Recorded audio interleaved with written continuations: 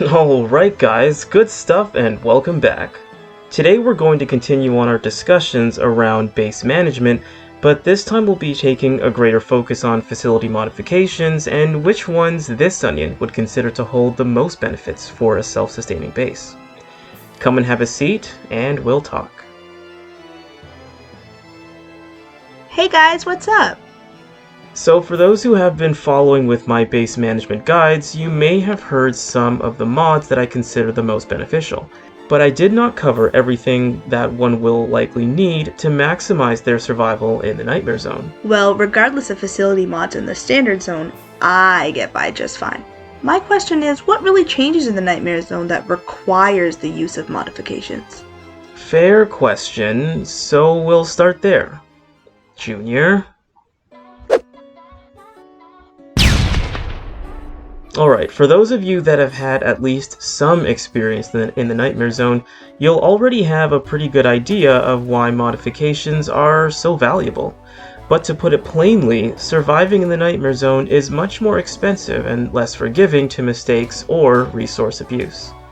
Each survivor consumes more food, every facility requires double the building materials and crafting materials. Creation of fuel requires 2 units of gas, creating crafting parts for materials creates half the yield, and creation of virtually any consumable will take double the resources. Well, alright London. With that said, there are so many different facilities, and each facility can take a series of modifications, each of which fulfill different roles. How can you prioritize which are superior since they help in different ways? Well, in the Nightmare Zone, when managing one's base, the main goal should be maximizing sustainability. So ultimately, what one should try to keep in mind is investing in modifications that minimize the amount of losses per creation, or maximizing the amount of resources gained per action/creation, if not just outright adding to one's daily gains in resources. I remember one facility modification you mentioned when discussing inflammatories versus explosives. The filling machine, which is meant to increase the amount of Molotovs and fuel bombs one can craft per creation process. Correct. In fact, that is a workshop facility modification. So I guess we'll start from there, the workshop. As we had discussed in my guide to thwarting plague hearts, I had briefly mentioned the benefits of using a filling machine to maximize one's incendiary reserves.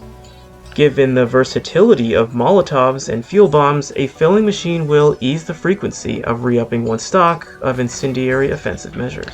Now London, from what I remember, there are actually a lot of modifications one can apply to the workshop, such as bullet crafting modifications, a CNC mill, or perhaps a bolt crafting toolset. How would you choose which modification is really the best among these ones? Well, as long as we're being thorough, the list does not even end there, but this discussion is not meant to be exhaustive and in-depth of every modification, just the ones that decrease stress on resources.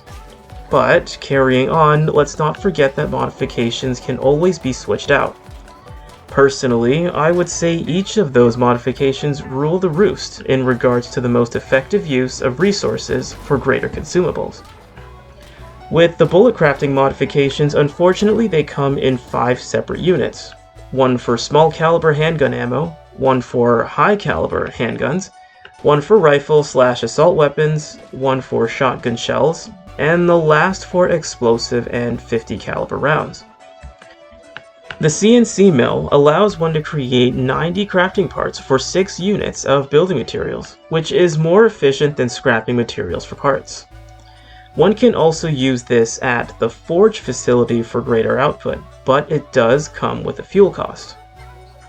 The bolt crafting tool set costs the same, but creates more bolts. This is true, but wouldn't the priority of these modifications depend on one's preferred leadership style? In your last guide, you talked all about leaders and their leadership-specific facilities. And if I remember correctly, the Warlord leader has access to the armory facility, allowing them to craft any ammo type.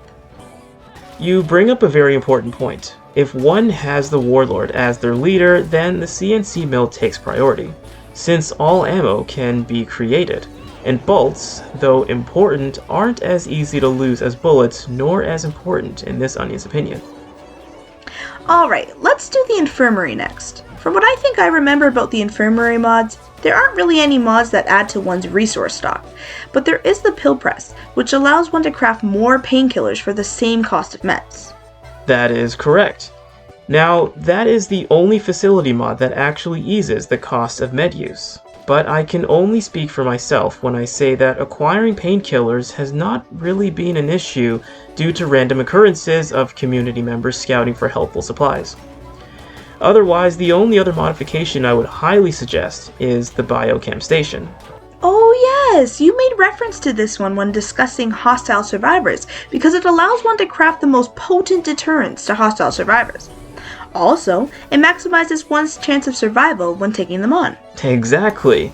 And in the Nightmare Zone, survival extends beyond just base and resource management. But it is still an important part. But London, why not something like the sanitizing machine, the stabilizing foam, the cast making kit, or even the cleaning station? Surely health and infection recovery are important, aren't they? This is a fair question, but each of the issues that each of these modifications aim to address are easily solved by having a large enough rotation of survivors, 8 being the ideal number. Infections go away over time, and with an upgraded infirmary, injuries are also healed over time. With a smaller community or lower grade infirmary, these facility mods may shine a bit more. Of course, London, fair point. But let's move on to the garden, hydroponic, and farm modifications. I think this one is simple. There's the soil enrichment kit, pesticide spray, gardening tools, bags of fertilizer, and the compost bin. I touched on this in an earlier base guide, and I would easily say the winner is the compost bin. It just requires 1 unit of food to double the yield. Really, London? Why not the bag of fertilizer? At least it comes cost-free and doesn't require you to constantly activate it. I put the compost bin as the winner because the bag of fertilizer applies a 50% boost yield to food only. Meanwhile, the compost bin and even the garden tools provide a boost to both food and meds, which is crucial for upkeeping both meds and food production, as per my earlier base guides. Pesticides only boost med production, and the soil enrichment gives a small boost to health.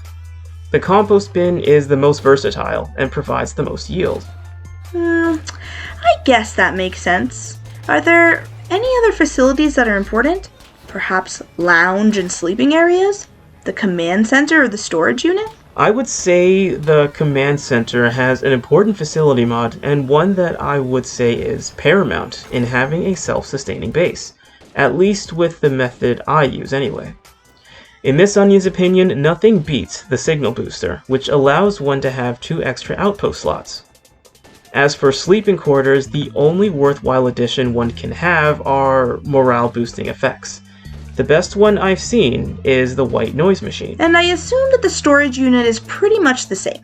It seems like anything can go in that slot, depending on one's preference or needs.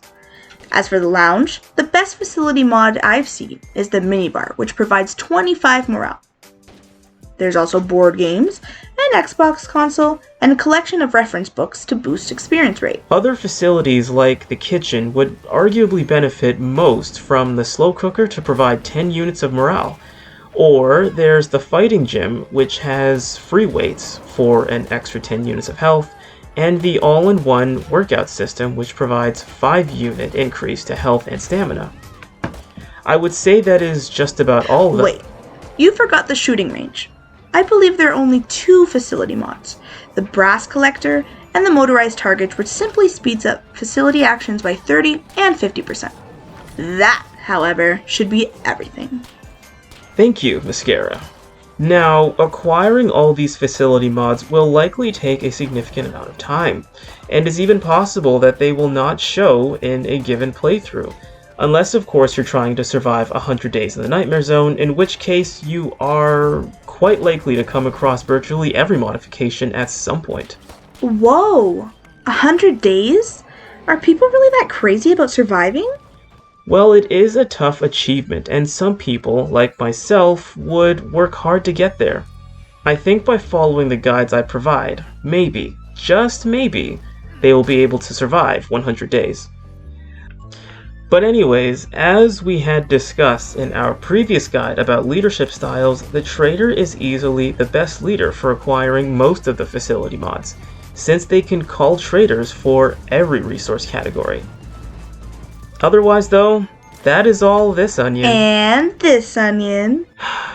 That is all these onions have to say. Thank you very much for stopping by, guys, and we'll see you next time.